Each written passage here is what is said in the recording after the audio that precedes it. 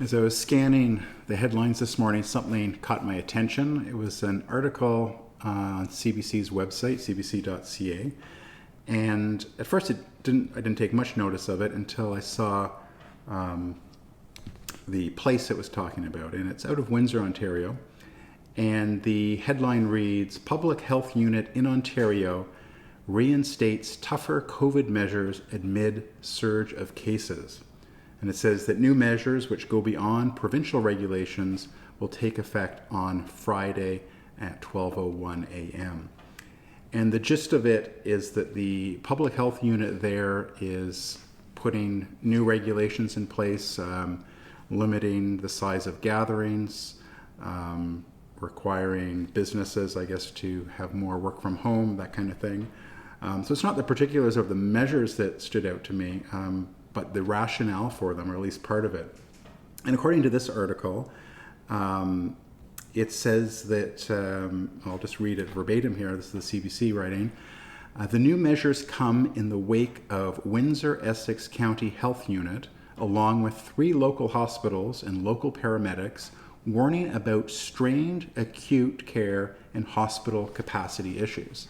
So that they're worried that, I guess, the local hospitals don't have the capacity to serve the community, and that by having these additional lockdowns or these additional measures that might help it. And so I hadn't heard about this. I don't really follow Windsor news necessarily, but I was curious about this strained healthcare. And I noticed that the Canadian Press ran a story on Friday. I guess lots of different outlets that subscribe to Canadian Press, I assume, ran it because the story is almost identical or verbatim depending on the outlet. But according to the Toronto Star website anyway, it says Windsor hospitals under strain, asking public for help, patients. And they talk about how the health officials in that area are warning about strained acute care and hospital capacity issues. And they say that patients should expect wait times and treatment for anything other than emergencies will be much longer than usual. And for those of you who live in Ontario, even prior to COVID, we know that hospital wait times are long, and it sounds like they're saying it's going to be much longer. And they also mentioned that they've had to transport, it says that the group says during the last 2 months, the Windsor Regional Hospital had to transfer 11 children with respiratory virus either to London, Ontario or Detroit. And it says at the same time last year they only had to transport 3 children, it sounds like. Now what's not clear, and then they say that the reason for this sudden increase is unknown. And what's not clear is whether they're talking about the increase in having to transport patients or the increase in the underlying condition. If it's the increase of having to transport them, I wonder if it's just that their capacity has been limited. Maybe a year ago they had greater capacity. So what struck me about this is I remember an article that the CBC ran back in September, on September 22nd. And this is an article where they were reporting on the Windsor Hospital suspending 172 healthcare workers for not getting their vaccinations. And it says that suspended workers have until early October to get their first shots or face termination. I don't know what ever happened to this. I don't know if all 172 staff members ended up losing their jobs. I imagine some of them probably got vaccinated, but the CEO of the Windsor Hospital was quite firm in his stance, and his name is David Musyj, I think it's pronounced. He's the CEO, and he said at the time, this is back in September, he's saying, "We're very pleased that 3,398 of our employees, or 96% of our employees, are double vaccinated or following the policy."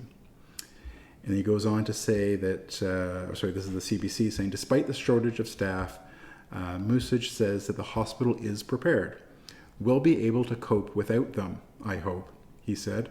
As it stands now, having them continue with us The risk is too high given the statistics and given the type of population Windsor Regional Hospital cares for. So this was in September, end of September. Sounds like it was going to come into force at the beginning of October.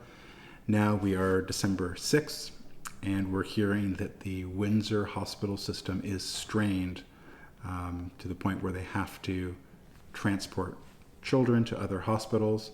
Now, what's interesting in that Canadian press story, there's no mention that, or even speculation, or it just doesn't come up at all, whether or not the suspension of 172 healthcare workers might have had something to do with the hospital's lessened ability to meet the needs of its patients.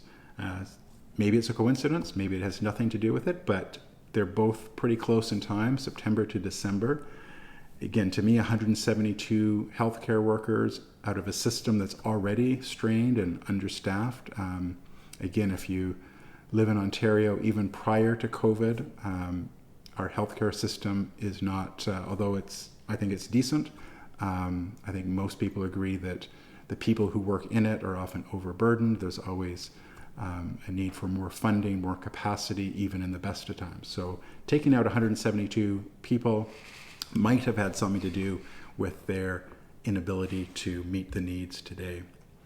I also noticed, in just doing a little bit of research here, that same hospital, this is going back in November, I think, was removing hospital privileges from a number of doctors, I guess, in the area, and preventing them from coming into the hospital to treat patients. And it was the same CEO who took that stand, where I guess there's a number of doctors who are unvaccinated in that area, and the CEO decided that it would be better just not to allow those doctors into the hospital. Might that have been a factor? Perhaps. And what's interesting is I noticed there's yet another story in the CBC today, or recently. It came out today, actually. And this is out of Sudbury, Ontario. And the headline reads, "At least 80 hospital workers in northeastern Ontario terminated over COVID vaccines." And the pattern here is the same. 80 healthcare workers, many of them in Sudbury, some in North Bay, some in Timmins. Many of them nurses were terminated for refusing to comply with the mandatory vaccine policies of, I guess, those hospitals. And the last paragraph in this, or last sentence in this story, reads, "All the local hospitals note that this represents a small fraction of their workforce and that it will have no impact on the care patients receive."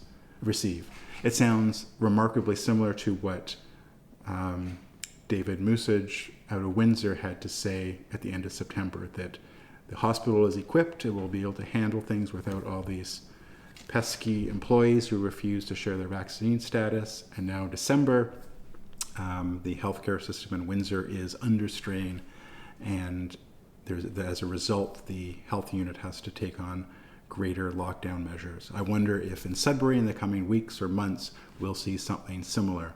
I mean, clearly the idea of removing 80 workers from a healthcare facility and saying that it'll have no impact on the care patients receive, I mean, that just can't be true. Many of these people are nurses. Their whole job is to impact the care that patients receive. So to say that it'll have no impact is obviously ridiculous. If those 80 people weren't impacting patient care, one wonders what they were doing in the first place. Clearly they impact patient care. So anyway, this is interesting, where on the one hand we have these vaccine mandates that seem to be removing healthcare workers from our healthcare system, and then on the back end of these policies, surprise, surprise, we have hospitals that are unable to provide proper service to the public that they're meant to serve.